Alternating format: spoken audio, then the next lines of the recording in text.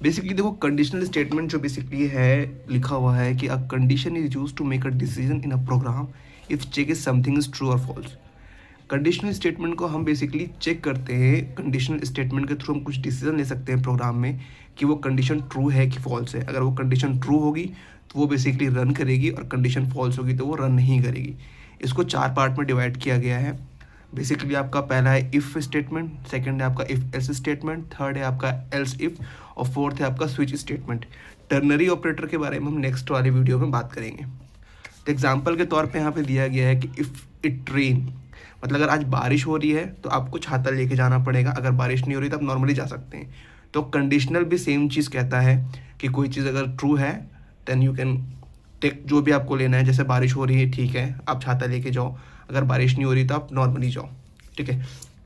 तो जैसे देखो यहाँ पे दिया गया कि इफ़ स्टेटमेंट सिंगल कंडीशन पे काम करता है, कि मैंने एक प्रोग्राम बनाया जिसमें लिखा हुआ है कि आज है, मान के चलो फ्राइडे है और आज बारिश हो रही है। अगर बारिश हो रही है तो मुझे रिमाइंडर दो कि मैं छाता लेके जाऊँ, अगर बारिश नहीं हो रही तो मैं छाता लेके नहीं जाऊँगा।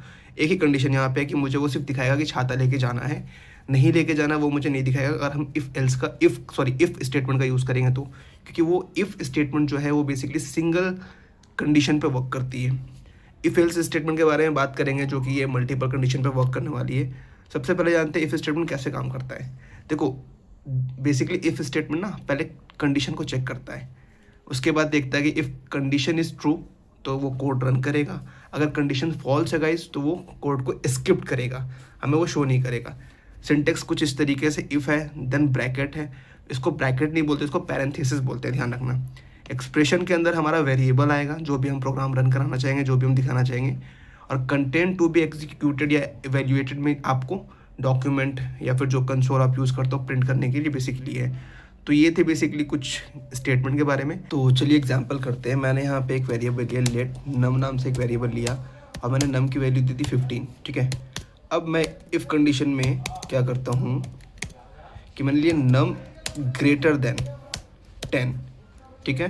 अगर मेरा जो नंबर है, मतलब जो नम है, नम की वैल्यू 15 जो है, 15 अगर 10 से बड़ा है, ठीक है, 10 से बड़ा है तो क्या प्रिंट होना चाहिए, ये प्रिंट होना चाहिए,